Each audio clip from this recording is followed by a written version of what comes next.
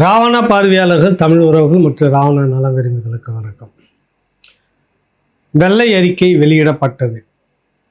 தமிழக வெற்றி கழகத்தினுடைய ஆட்சி. விஜய் அவர்கள் சொன்னார்கள், கடந்த 5 ஆண்டுகால ஆட்சி நிதி நிலைமை எப்படி இருந்தது அப்படி என்பதை மக்களிடம் நாங்கள் வெளிப்படையாக சொல்வோம். ஒரு வெள்ளை அறிக்கை என்பதை நாங்கள் ஆய்வு செய்து வெளியிடுவோம்னு சொன்னார். அந்த மாதிரி மரிய வில்சன் நிதித்துறை அமைச்சர் அவர்கள் வெளியிடும் போதே ஒரு வார்த்தையை சொல்கிறார். முன்னேறிய சில மாநிலங்களினுடைய அந்த வரவு செலவு எல்லாமே ஒப்பீட்டு அளவில் சரிபார்த்த பிறகுதான் இந்த வெள்ளை அறிக்கையை நாங்கள் வெளியிடுகிறோம். வரவுக்கு செலவுக்கு சரியாக போச்சுன்றது ஒன்று இருக்குது, வரவுக்கு செலவு போக பற்றாக்குறை அப்படின்றது ஒன்று இருக்குது, பற்றாக்குறைக்கு கடன் வாங்கிறது அப்படின்னு ஒன்று இருக்குது, கடன் வாங்கின பிறகும் நிரந்தர வருவாய் பற்றாக்குறை, மொத்த வருவாயில் நமக்கு வந்துக்கிட்டே இருக்குது. மொத்தம் கடன்லாம் வாங்கி செலவு செஞ்சது போன பிறகும் நமக்கு ஆண்டுக்கு எவ்வளவு பற்றாக்குறை அப்படின்னு கடந்த 2024, 25, 21லேருந்து 26 வரைக்கும் பொதுவாக அவர் வெளியிட்டிருக்கிறாரு. அதில் மேம்போக்கா சொல்கிறத மட்டுமே நம்ம சில விஷயங்கள் மட்டும் மேலே புரிகிற மாதிரி நம்ம பார்த்துருவோம். 10 லட்சம் கோடி கடன், 10 லட்சம் கோடி கடன் அப்படின்றது சொல்லிகிட்டு இருக்கோம். நம்ம இதற்கு சுமாராக 6 லட்சம் கோடி வரை திமுக அரசு 2021லிருந்து 26 வரை கடன் வாங்கி இருக்கிறது. அத்தனை 6 லட்சம் கோடிக்கான செலவினங்கள் என்ன என்பது தான் இன்றைக்கி விவாத பொருளாக இருக்கணும். ஆனால் இது பேசப்படுறது, வெள்ளை அறிக்கை வந்துச்சு, இது பேசப்படணும். இது பேசப்படுறதை விட்டுட்டு வைகோ என்று விஜயை சந்திக்கிறார். கோவை மாநகராட்சியில் கவுன்சிலர்களுக்குள்ளாக திமுகவுக்கும் காங்கிரஸுக்குமே மோதல். இந்த பக்கம் இருக்கக்கூடிய விஜயபாஸ்கர், முன்னாள் அமைச்சர், அதிமுகலேருந்து விலகி வெளியில் அவரும் ராஜினாமா கடிதத்துக்கு கொடுத்துட்டார். எம்எல்ஏ ரிசைன் பண்ணிட்டு விஜய் பக்கம் சேரப்போ. இதுதான் இன்னைக்கு பிரதான செய்தியாக முன்னிலைப்படுத்தப்படுகிறது. பேச வேண்டிய விடயங்கள் நிறைய இருக்குது. இதில் தான் கூட்டு களவாணிகள் அப்படின்னு ஒரு பேர் ஒன்று வருது இல்லைங்களா, இருக்க வாய்ப்பு இருக்கலாமோ அப்படின்னு தோணுது. நாங்கள் வெளியில் சண்டை போட்டுப்போம், உள்ளே போயிட்டு சட்டையை மாற்றிக்கிட்டு ஒன்றா உட்காந்து டின்னர் சாப்பிட்டு உறவெல்லாம் பேசிக்கிட்டு இருப்போம்னு சொல்கிற அரசியல் இதுக்குள்ளே இருக்குதா? ஒரு பக்கம் உதயநிதி பார்த்தாக்கா ஒரு ராக்கெட் இந்த பக்கம் விட்டுட்டு இருக்கிறாரு. ஷோபா மாடல் ஆட்சி, அவங்களது திராவிட மாடல் ஆட்சி, இது ஷோபா மாடல் ஆட்சி. 4 என்பது 5ஆக மாறி இருக்கிறது. ஏற்கனவே 4 பேர் ரிசைன் பண்ணிட்டாங்க. இடைத்தேர்தல் வருகிறது. என்னத்துக்கு இடைத்தேர்தல் வரணும்னு ஒன்று இருக்குது. கை கால் விழுந்து போச்சு, இல்லை ஆள் இறந்து போயிட்டாரு, அப்படி அந்த ஆளுக்கு செயல்பட முடியாது, சரின்னா இடைத்தேர்தல் ரிசைன் பண்ணிட்டு பண்ணலாம். கொத்து கலாட்டம் ஜெயிச்சு வந்த உடனே நாங்கள் ரிசைன் பண்ணுறோன்றாங்க. அதிமுகலேருந்து 4 பேர் ஏன் ரிசைன் பண்ணுறாங்க? அந்த வாக்களித்த மக்கள் இவர் தான் வெற்றி பெற வேண்டும் அதிமுகவில் அப்படின்றதுக்காக தான் ஓட்டு போட்டாங்க. ரிசைன் பண்ணிட்டு திரும்ப அவரே போய் நின்னார்னாக்கா அவர்கள் திரும்ப டிவிகே சார்பாக வெற்றி பெற வைப்பார்கள் அந்த மக்கள் அப்படின்ற மனநிலை இருக்குது. இப்போ கூட விஜயபாஸ்கரும் சேர்றாரு. 4 சோஃபா செட் மாடல் ஆட்சி இப்பொழுது 5 சோஃபா செட்டாக மாறி இருக்கிறது அப்படின்னு உதயநிதி ஒரு பக்கம் கமெண்ட் அடிக்கிறாரு. பேசுபொருளாக இருக்க வேண்டியது 10 லட்சம் கோடி கடன் என்பது போயிட்டு பொதுத்துறை நிறுவனங்களை வச்சு அடகு வச்சு என்கிட்ட இருக்க பொருளை வச்சுக்கிட்டு இருந்தாங்க, இதுக்கு நீங்கள் கடன் கொடுங்கன்னு சொல்லிட்டு அடமானம் போட்டு வாங்குறோம்ல, போக்குவரத்து துறை, இன்னும் மற்ற பொதுத்துறைகள்னு சொல்லக்கூடிய இந்த மாதிரி எல்லாத்தையும் வச்சு வாங்கின கடன் எல்லாம் சேர்த்தா 13 கோடியே 18 லட்சம், அது 13.18 லட்சம் கோடி கடன் மொத்தத்தில் இருக்குது நமக்கு. வரி எவ்வளோ, வரி மூலமாக வர்றது எவ்வளோ மானியத்தில்னாக்கா 5.45 வருவாய் வரினா வரியெல்லாம் வசூல் பண்ணுறது எல்லாமே சேர்த்தா மொத்தத்திலே பார்த்திங்கன்னா 5.45% தான் வருவாய் வரி. ரொம்ப ரொம்ப ரொம்ப ரொம்ப கம்மி. மக்களுக்கு வரி போடாமல் விட்டு விட்டார்கள். அப்படிலாம் இல்லை சாமி, நிறைய வரி போட்டிருக்கீங்க, மக்களை சுரண்டி இருக்கீங்க, முறையாக பெரும் புள்ளிகளிடம் நீங்கள் வரி வசூல் செய்யாமல் விட்டதனுடைய பலன் இந்த அளவுக்கு ரொம்ப குறைந்து போயிருக்கிறது அப்படின்னு மொத்த வருவாயில் வட்டி செலவின் கணக்கு மட்டுமே மொத்தத்தில் 22.80%, கிட்டத்தட்ட 23, 100 ரூபாய் இல்லைன்னா 23 ரூபா வட்டி கொடுத்துக்கிட்டு இருக்கிறாங்க. இதான் 100%, 23%, 100 ரூபாயில் 23 ரூபாய் வட்டியை மட்டும் கடனாக வாங்கின கடனுக்கு வட்டி மட்டுமே கொடுத்துங்கிற நாடு உருப்படுமா? இதுதான் திராவிட மாடல் ஆட்சியுடைய ஒரு லட்சணமா? அந்த கேள்வி விவாத பொருளாக மாற்றணும். டிவிக்கு பக்கம் சாஞ்சிட்டானவன் அப்படிலாம் கேட்காதீங்க, விஷயத்தை சொல்ல வரேன். அதுக்கு அடுத்தது என்னென்னா, உங்களுக்கு மொத்த வருவாய் வரவுகளில் தவிர்க்க இயலாத செலவுகள் அங்கே தான் கவனிக்கணும். தவிர்க்க இயலாத செலவு மொத்த வருமானத்தை எவ்வளோன்னா 64.40. இது எப்படி இது மட்டும் அதிகமாக வருது? தவிர்க்க இயலாத செலவுகள்லாம் எமர்ஜென்சி, ஒரு பெரிய இது வந்துடுது, உங்களுக்கு கொரோனா நெருக்கடி வந்தது, இப்படி செலவு பண்ணது, புயல் வர்றது, அது மத்திய அரசு நிதி ஒதுக்குறது வேறு. திடீர்னு ஏதோ தவிர்க்க முடியாத செலவு, ஏகலைவன் மிக பெரும் விஐபி, அவருக்கு பாதுகாப்பு செக்யூரிட்டியோட ஒரு இடத்துக்கு கொண்டுட்டு வரணும் அப்படின்றப்ப இந்த ஏகலைவனுக்காக தவிர்க்க முடியாத சில செலவுகள்லாம் ஒதுக்கணும். இந்த மாதிரியாக இதுதான் கணக்கு எழுதப்படாத அடிக்கிற கொள்ளையில் பெரும்பகுதி. 64.40% தவிர்க்க முடியாத செலவு. அதெல்லாம் பட்ஜெட்டில் இல்லை விவாத பொருளாக்கி இவ்வளோ ஒதுக்கலாம், இவ்வளோ செலவு செய்யலாம் அப்படின்லாம் போட்டு பண்ணுறதில்ல. அது இஷ்டத்துக்கு செய்துக்கலாம். திடீர்னு பெரும் போராட்டம் நடத்துகிறாங்க, ஒரு 10,000 பேர் கைது பண்ணிட்டாங்க, மண்டபத்தில் வச்சுருக்காங்க, 10,000 பேருக்குமான உணவு தண்ணீர் இதெல்லாம் தவிர்க்க முடியாத செலவு. புரியுதில்ல உங்களுக்கு? ஒரு சின்ன உதாரணத்தை சொல்கிறேன். அப்போ சென்னை மாநகராட்சி இன்று 10,000 பேருக்கு நாங்கள் உணவும் தண்ணியும் 3 வேளைக்கு கொடுத்து 6 மணி நேரத்துக்குள்ள மாலை 6 மணிக்கு விடுதலை பண்ணிட்டேன்றப்ப இடையில தவிர்க்க முடியாத செலவு. அவர்களுக்கு மருத்துவம் கூட நாங்கள் பார்த்துருப்போம். எழுதலாம், எது வேணாலும் எழுதலாம். இதெல்லாம் தவிர்க்க முடியாது. இது மட்டும் எப்படி இவ்வளவு ஏறி இருக்கிறது? விவரம் எதுவுமே இல்லை. இதெல்லாம் சொல்லியிருக்குது டிவிக்கு அரசு, வரவேற்கக்கூடியது. உண்மையிலேயே நீங்கள் நேர்மையாக ஆட்சி தரணும்னு விரும்புகிறீங்க அப்படின்னு நம்ம எடுத்துக்கலாம். சினிமா வசனம் பேசினே டயலாக் பேசினலாம் இருக்கக்கூடாது. இதுக்கு எதிர்ப்பு தெரிவிக்கிற விதமாக முன்னாள் நிதித்துறை அமைச்சராக இருந்த தங்கம் தென்னரசு அவர்கள் நாளைக்கு பட்ஜெட் கூட்டத்தொடர் தமிழ்நாட்டில் நடக்குது, நீங்கள் ஒரு நாள் முன்னாடி இதை வெளியிடுறீங்க வெள்ளை அறிக்கை, என்ன அரசியல் பண்ணுறதுக்காக, மக்களிடம் அவப்பெயரை ஏற்படுத்துவதற்காக, பொய் சொல்வதற்காக இப்படி நீங்கள் வெளியிட்டிருக்கீங்களா? அப்படிலாம் இல்லை, இதில் நிறைய தவறுகளும் குளறுபடிகளும் இருக்கிறது அப்படின்றது அவருடைய வாதமாக இருக்குது. திமுக இருக்கட்டும், சரியானது நீங்கள் சொல்லுங்கள், மக்கள் மத்தியில் விவாதிங்க. இத்தனை லட்சம் கடன், கிட்டத்தட்ட 13.18 லட்சம் கோடி கடன் இருக்கிறது. யார் அப்பம் விட்டு சொத்து? இதுதான் கேட்குறேன். யார் அப்பம் விட்டு சொத்து? 2021க்கு முன்னாடி ஒட்டுமொத்தமாக உங்களுடைய அமைச்சர் பட்டியலை எடுங்க, உங்கள் குடும்பத்தினுடைய உறுப்பினருடைய வருமானத்தை எடுங்க, அதற்கு பிறகு எவ்வளவு கூடி இருக்கிறதோ அதெல்லாம் பறிமுதல் செய்யணுன்ற. ஸ்டாலின் குடும்பத்தில் மொத்த உறுப்பினர், மொத்த நிறுவனம் இருக்குல்ல, மாப்பிள்ளையிலேருந்து அவங்க குடும்பம் எவ்வளோ நிறுவனம் நடத்துது எடுங்க. 2021க்கு முன்னாடி உங்களுக்கு எவ்வளோ வருமானம் வந்துக்கிட்டு இருந்தது, 2021க்கு பின்னாடி உங்களுடைய திரைப்பட நிறுவனங்கள்லேருந்து நீங்கள் பண்ணக்கூடிய எல்லா நிறுவனமும், நீங்கள் சில இந்த நிறுவனங்கள்லாம் இருக்குதுல்ல, வர்த்தக நிறுவனம், ரியல் எஸ்டேட் நிறுவனம், மிக பெரும் நிறுவனங்கள்லாம் இருக்குல்ல, முதலீடு பண்ணது, இப்படி பலதுலேயும் நீங்கள் முதலீடு பண்ணியிருக்கீங்க. வெளிநாடு முதலீடு, இது எல்லாமே 2021க்கு முன்பு வரை எவ்வளவு, பின்னால் வந்த இந்த 26 வரைக்கும் எவ்வளவு அப்படின்றப்ப எவ்வளவு கூடுதலாக வருதோ அவ்வளவு பறிமுதல் பண்ணுங்க. மக்களுக்கு சேவை நிறைய செய்யலாம். பறிமுதல் பண்ணு, தயவுதாச்சும் வேணாம். மொத்தமாக அமைச்சர்கள் எடுங்க, உன்னுடைய முந்தின செட்டு எவ்வளவு, இப்போ எவ்வளவு, இத்தனை லட்சம் கோடி கடன் வாங்கிட்டு இந்த நாடு பார்த்தா ஒன்று குட்டிச்சோறாக இருக்குது. இப்போ மழை வரப்போகுது, இந்த மழையில் எங்கெங்கெல்லாம் அடைச்சிட்டு இருக்க போகுது, எங்கெங்கெல்லாம் தண்ணி தேங்க போகுது, எங்கே போட்டு விட போகிறாங்க, எங்கே எப்படி மக்களை மீட்க போகிறாங்க, திரும்பவும் வருது. எச்சரிக்கை, முன்னெச்சரிக்கை நடவடிக்கை இந்த அரசு எடுக்கணும். இன்னும் அப்படியே தான் இருக்குது. என்ன வரைக்கும் என்ன செய்தோம் அப்படின்றது தெளிவாக சொல்ல. 90% நன்றாக செய்து விட்டேன் சென்னை மாநகராட்சி, இப்படி தான் சொல்லிக்கிட்டு இருக்கீங்க. நேற்று மாலை கூட செய்தியை பார்த்தீங்கன்னாக்கா, உங்களுக்கு வட சென்னையில் முக்கியமான பகுதிகள் சாலை சீரமைப்பு, அந்த கழிவுநீர், இந்த விஷயங்கள்லாம் வெளியேற்றதுக்கான பள்ளம் தோன்ற விஷயங்கள்லாம் அப்படி இருக்கிறது. பிரதான வர்த்தகம் நடக்கக்கூடிய பகுதிகள் நட்டத்தில் இயங்கக்கூடிய, ஏன்னா போக்குவரத்து அங்கே போய் எதுவும் பொருளை வாங்க முடியாது, மொத்தமாக வெளியில் கொண்டுட்டு வர முடியாது, இடையூறு. இதனால் பல லட்சம் கோடி நட்டத்தில் அங்கே ஓடிட்டு இருக்குதுன்னு நேற்று மாலை கூட ஒரு செய்தி.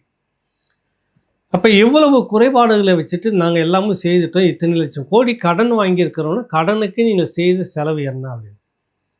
96 இந்த செல்வி ஜெயலலிதா அந்த காலகட்டத்தில் பார்த்தீங்கன்னா 92லேயே அந்த அம்மாவோடு முரண்பட்டு சில பேர் வெளியே வராங்க.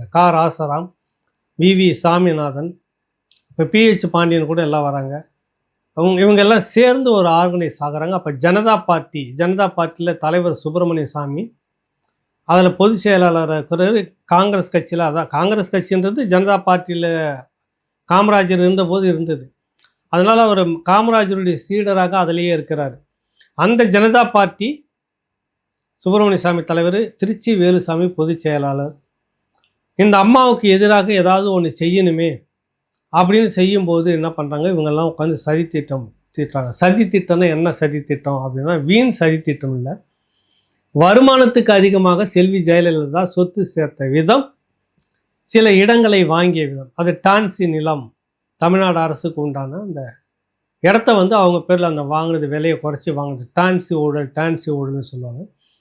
இது எல்லாமே சேர்ந்து ஒரு தனி நபர்கள் கிட்டத்தட்ட அதில் வந்து யாருன்னு பார்த்தீங்கன்னாக்கா, சாமிநாதன், ராஜாராமன், அப்புறம் பிஹெச் பாண்டியன் சட்ட வல்லுநர் ஒருத்தர் வேணுன்றதுக்காக அவரை கொண்டு வந்திருக்காங்க. திருநாவுக்கரசு பிறகு வந்து இணைஞ்சிக்கிட்டாரு. புரியுதில்ல உங்களுக்கு? இப்போ காங்கிரஸ் கட்சியில் இருக்கக்கூடிய அவர் வந்து இணைஞ்சிட்டாங்க. பாலா பழனூர் அப்படின்ற ஒருத்தர் வந்து இணைஞ்சார்.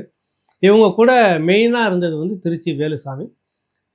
சுப்பிரமணிய சாமி எல்லாத்தையும் உட்காந்து வேடிக்கை பார்த்துட்டு, அவள் அப்படி பண்ணிட்டு இருக்காளா, அவள் பண்ணிட்டு இருக்கலாம், அந்த பாயிண்ட் எப்படி, இந்த லா பாயிண்ட் எப்படின்றதெல்லாம் பேசிக்கிட்டு பிஹெச் பாண்டியனோட விவாதித்து, தனி நபர்கள் ஒரு 4 பேர் இவர்கள் சேர்ந்து தான் ஆளுநர்கிட்ட புகார் கொண்டு போய் கொடுக்குறாங்க. இந்த வரலாறு மக்கள் நல்லா தெரிஞ்சுக்குங்க.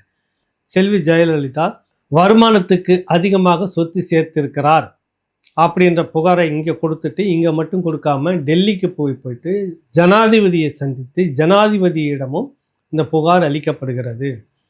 வருமானத்துக்கு அதிகமாக சொத்து சேர்த்தார் என்ற அந்த வழக்கு தான் பின்னாளில் சசிகலா வரை அவங்க கூட இருந்தவங்க வர வரைக்கும் பாதிச்சது.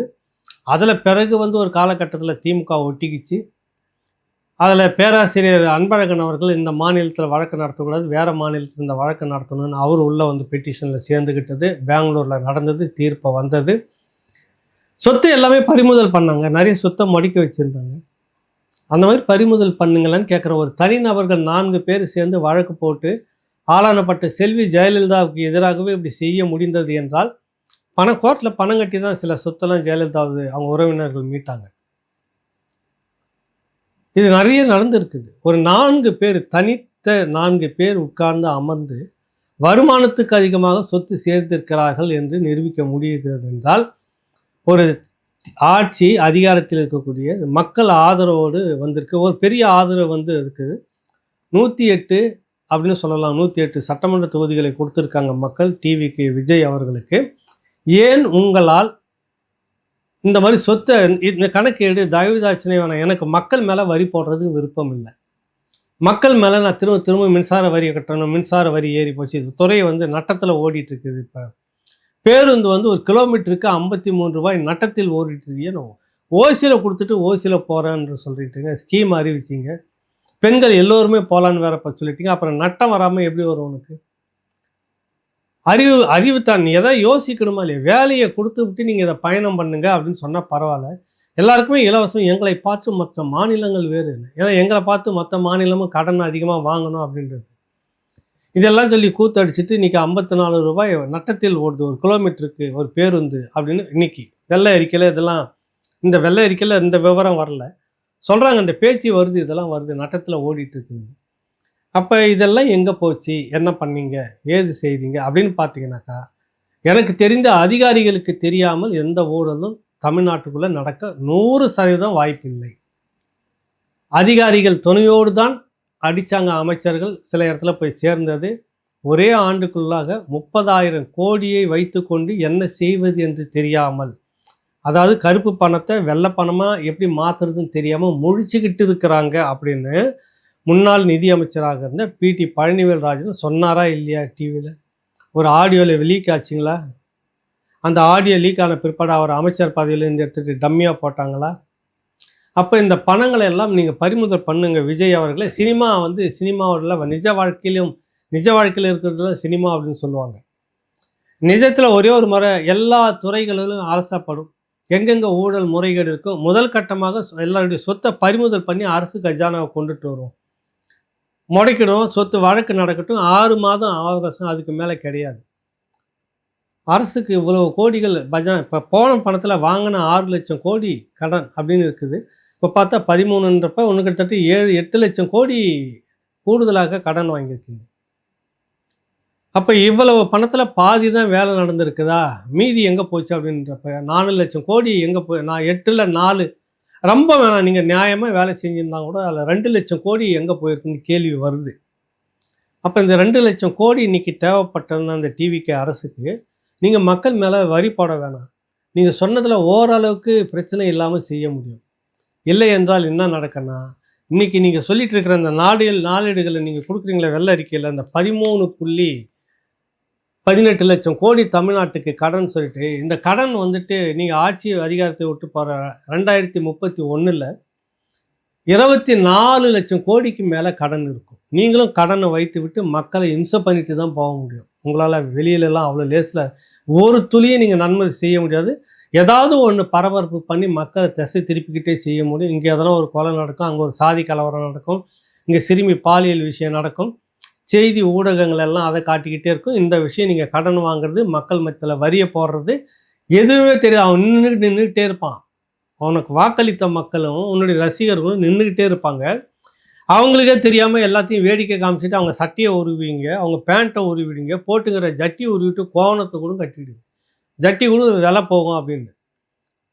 அந்த அளவுக்கு மொத்தமாக அவங்க மேலே வரி சுமையை ஏற்றுவீங்க. அவங்களுக்கு தெரியாது. இப்படியே வேடிக்கை பார்த்துருப்பாங்க. 4 சாதி கலவரம், 4 சாதி முதல், அப்புறம் இந்த மாதிரியான விஷயங்கள், இப்படியான விஷயங்கள் தவிர அரசியல் இருக்குது, கட்சி மாறுற விஷயங்கள், இதை பற்றி பெருசாக்கிட்டு இது நியாயமா அது நியாயமான்னு பேசிகிட்டே இருப்பான். உனக்கு வரி ஏறிக்கிட்டு இருக்கடா, நீ அதை திரும்பி பாடுறான்னா பார்க்கறதுக்கு நேரம் இருக்காது. அப்படி தான் நடக்கும் இந்த டிவிக்கு ஆட்சி. ஒரே ஒரு வழி, நீங்கள் வழக்கு பதிவு பண்ணுங்க எல்லார் மேலேயும்.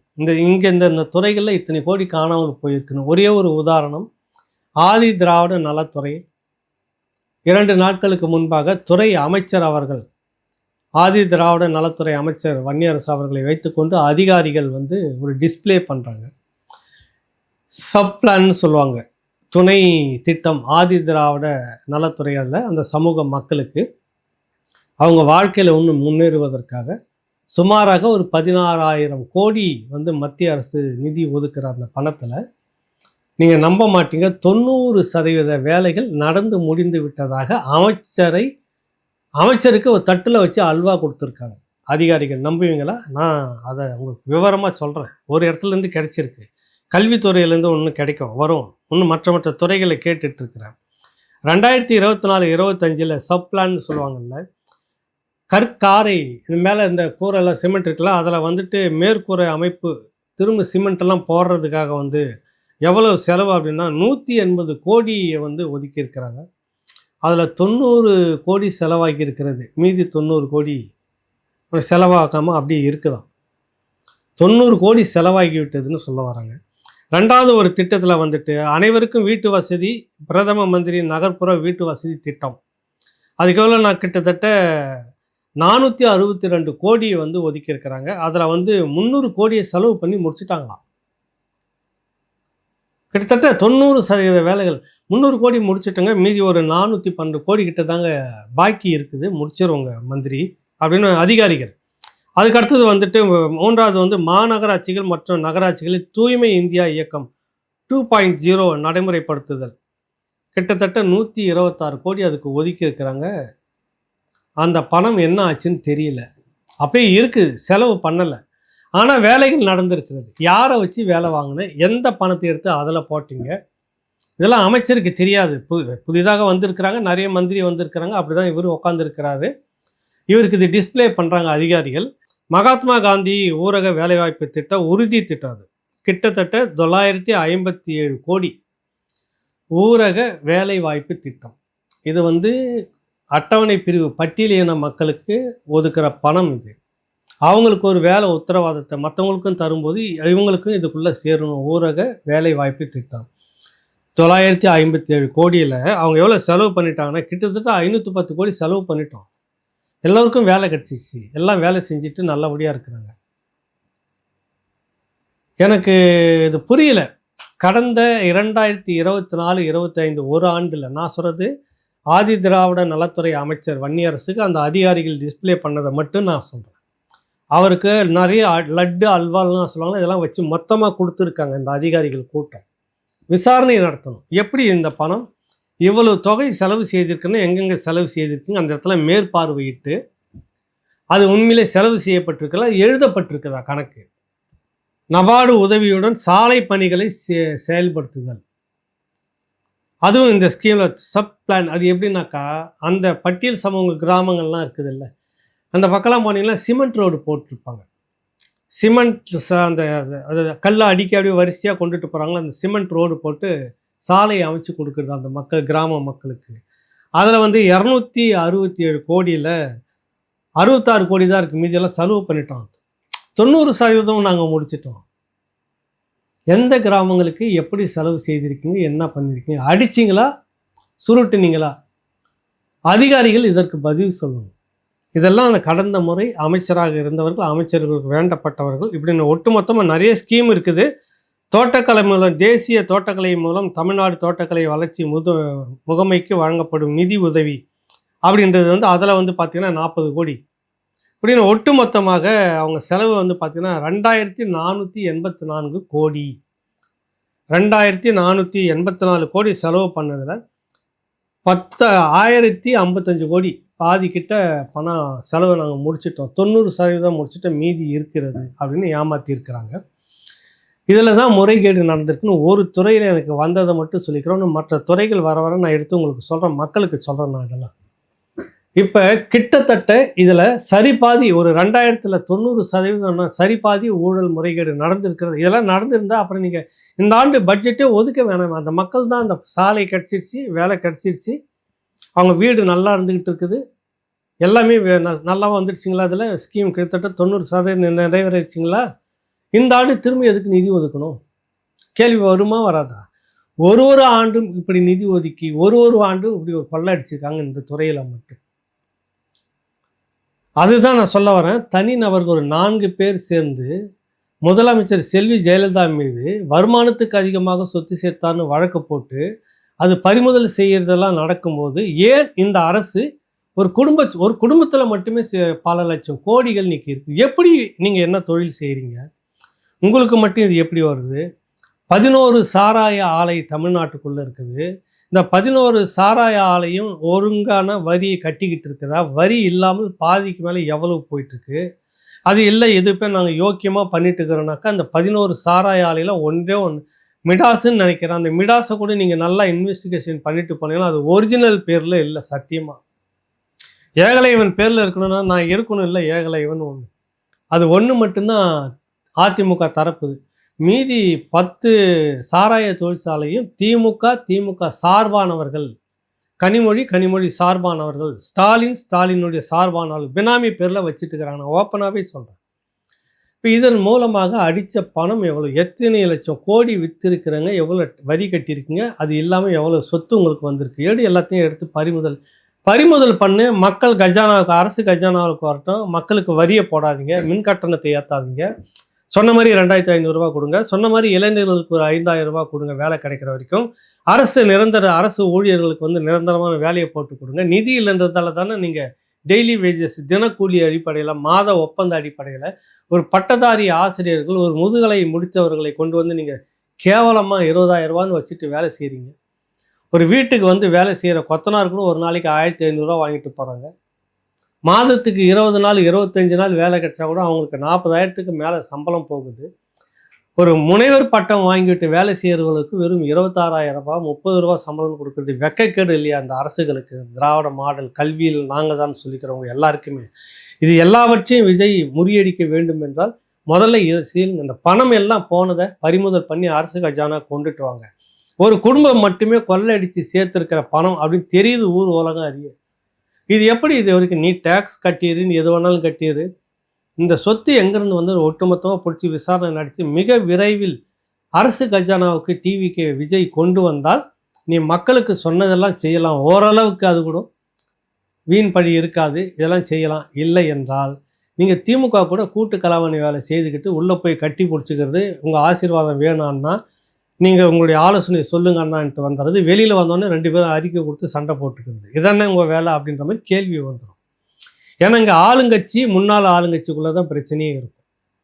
புரியுதில்லை உங்களுக்கு? 2க்கும் பிரதானமான பொறுப்பு இருக்குது. இப்போ நீங்கள் சரியான ஒரு வேலையை செய்திருந்தீங்கன்னா, வெள்ளை அறிக்கை வெளியிட்டிருக்கீங்க, பட்ஜெட் பற்றாக்குறை எவ்வளோ இருக்குது, 78,000 கோடி வந்து பற்றாக்குறை இருக்குது உங்களுக்கு.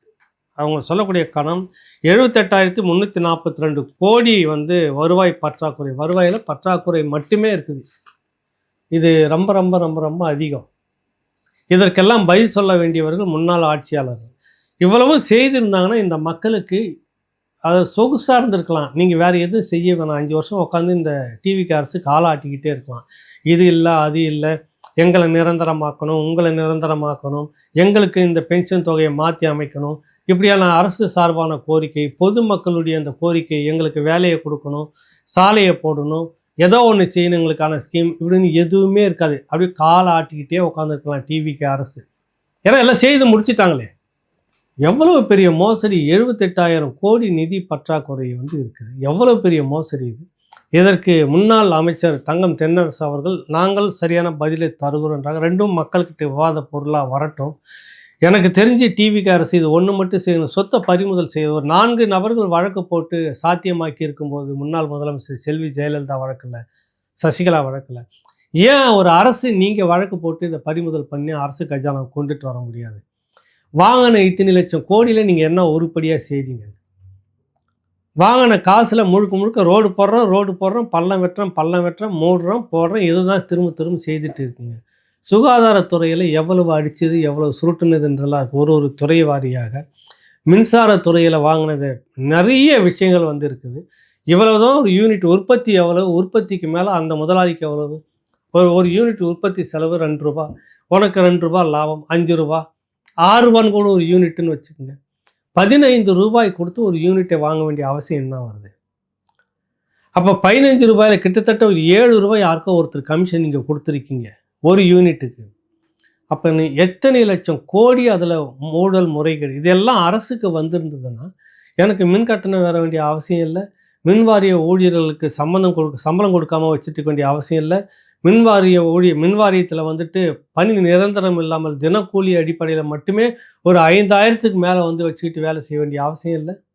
நல்லாவே இருந்துட்டு போகலாமே. ஏன் அந்த ஃப்ராடு தனம் பண்ணி இப்படி மின்சாரத்தை அதிக விலை கொடுத்து வாங்கணும்? ஒரு தனியார்கிட்ட இருந்து ஒரு யூனிட் நீங்கள் 15 ரூபா கொடுத்து வாங்கணுன்றப்ப ஒரு கவர்மெண்ட் நீங்கள் அந்த உற்பத்தி செய்ய முடியாதா? தனியார் செய்யும் போது ஏன் அரசு செய்ய முடியாதா? அரசுக்கு கையெல்லாம் அப்படியே முடமாயிடுச்சா, புண்ணாயிடுச்சா? செய்ய முடியாதா அரசு தரப்பு? ஒரு தனியார் பேருந்து லாபத்தில் இயங்கிட்டு இருக்கிறப்ப அரசு பேருந்து ஏன் நட்டம் கேட்டால் இலவசம்னு ஒரு காரணம் மட்டும். அது மட்டுமே இல்லை, அதை வாங்கினதுலேருந்து அதை ப்ரொடக்ஷன் பண்ணி வெளியில் கொண்டுட்டு வர வரைக்கும் நடந்த முறைகேடு. இவ்வளவு தான் வேலைன்னா கூடுதலான வேலை, நீங்கள் பாதி எடுத்துக்க, நான் பாதி எடுத்துக்கிறேன். இப்படி அளவுக்கு மீறி நடந்திருக்கிற ஊழல் முறைகேடுகளை விஜய் அரசு கண்டுபிடித்து அரசு கஜானாவுக்கு கொண்டு வந்தால், அது யாராக இருந்தாலும் சரி கொண்டு வந்தீங்கன்னா, ஸ்டாலின் குடும்பம் எடுங்க, கனிமொழி குடும்பங்க, அந்த அமைச்சர்கள் பட்டியலை மொத்தமும் எடுங்க. எப்படி இவங்களுக்கு இவ்வளோ சொத்து வந்ததுன்னு கேள்வி கேட்கணும். மக்கள் அந்த அதிகாரத்தை உங்களை கொடுத்து, விஜய் அண்ணா வந்தார்னா, விஜய் எங்கள் வீட்டிலேருந்து ஒருத்தர் வந்துட்டார்னா இந்த கேள்வியெல்லாம் கேட்பறப்ப அப்படின்ற ஒரு நம்பிக்கை வாக்களித்தாங்கன்னு நீங்கள் கேட்கணும். கொண்டு வந்து வழக்கு போட்டு சொத்தை பறிமுதல் பண்ணி அரசு கஜானாவை கொண்டுட்டு வரணும். கடன் வாங்குவதை குறைக்கணும். அதான் இந்த டிவிக்கு அரசு செய்ய வேண்டியது. நாளைக்கு பட்ஜெட் கூட்டத்தொடர். இந்த சர்ச்சை வேறு விதமாலாம் வெடிக்கலாம். என்ன நடக்க போகுது அப்படின்றத பார்க்கலாம். எப்பொழுதுமே மடம் மாற்றுவதற்காக இந்த அரசியல் சலசலப்பு ஊடகங்கள் அதுக்கு தான் இருக்குது, மடம் மாற்றுறதுக்கு. மக்கள் அப்படியாக ஏதோ ஒரு விஷயம் நடக்குது அப்படின்னாக்கா அண்டர் கிரவுண்டில் வேறு ஏதோ உருட்டிகிட்டு போகிறாங்கன்னு அர்த்தம். ஊழல் முறைகேடுன்றது மறைக்கப்படுகிறது அல்லது விட்டு கொடுக்கப்படுகிறது, அல்லது அதை பேசாமல் மடம் மாற்றுறதுக்கு தான் எங்கேயோ ஒரு இடத்துல இந்த மாதிரி நடக்குது, கலவரமோ வேறு ஏதோ ஒன்று நடக்கும். அந்த செய்தியை மட்டுமே உதாகாரமாக கொண்டுட்டு வருவாங்க. மக்கள் எச்சரிக்கையாக இருங்க. இவ்வளவு விஷயங்களை நீங்கள் விவாதிக்கணும். செய்தித்தாள்களை பாருங்கள். வெள்ள அறிக்கை வந்திருக்குது, இவ்வளோ பற்றாக்குறை எப்படி வந்தது, வாங்கின கடனை என்ன செய்தீங்க, கேள்வி கேட்க வேண்டிய உரிமை எல்லோருக்கும் இருக்குது. எல்லோரும் கேட்க முடியாதுன்றதுக்காக தான் சட்டமன்ற உறுப்பினரை வச்சுருக்கிறாங்க. எல்லா சட்டமன்ற உறுப்பினர்களும் சேர்ந்து பண்ண முடியாதுன்றதுக்காக தான் அந்த துறை சார்பாக ஒரு அமைச்சரை வச்சுருக்கிறாங்க. இந்த அமைச்சர்கள் எல்லோரும் சேர்ந்து செய்ய முடியாதுன்றதுக்காக தான் தமிழக முதலமைச்சர்னு ஒருத்தர் பொறுப்பில் வச்சுருக்கிறாங்க. முதலமைச்சர் விஜய் அவர்கள் கேட்க வேண்டும் என்பதற்காகத்தான் இந்த தேர்தல் அவரை கொண்டு வந்து நிறுத்தியிருக்கிறது. கேட்கணும். ஸ்டாலின் குடும்பம் உள்ளிட்ட, கனிமொழி குடும்பம் உள்ளிட்ட, துரைமுருகன், பொன்முடி, இப்படி நிற்கக்கூடிய எல்லாருடைய குடும்பம் எடுங்க. டிஆர் பாலு எடுத்து எல்லாரும் எடுத்து வழக்கு போடுங்க. வருமானத்துக்கு அதிகமாக எங்கெல்லாம் சொத்து இருக்குதோ பறிமுதல் பண்ணுங்க. அது யாருது வேணாலும் இருக்கட்டும். மக்கள் நலமுடன் இருக்கணும் அப்படின்ற ஒரு ஒற்றை நோக்கத்தோடு நீங்கள் செயல்படுவதாக இருந்தால் மக்கள் எப்பொழுதும் உங்கள் பக்கம் இருப்பாங்க. இல்லை நீங்கள் அந்த மாதிரி ட்ராமா ஆடிக்கிட்டு இருக்கிறீங்கன்னா மக்கள் வேடிக்கை பார்த்துட்டு இருப்பாங்க. இதுக்கு ஒரு முடிவு இன்னொரு தேர்தலில் அதிகபட்சமாக போனால் இடைத்தேர்தலில் சொன்னாலும் சொல்லுவாங்க. ஆக நீங்கள் எப்படி இருக்கிறீர்கள் என்பது தான் முக்கியம். நாளை சட்டமன்ற கூட்டத்தொடரில் என்ன நடக்குது அப்படின்றத நம்ம பார்க்கலாம். பட்ஜெட் கூட்டத்தொடர் என்ன நடக்குதுன்றதை தொடர்ந்து பேசுவோம். நன்றி, வணக்கம்.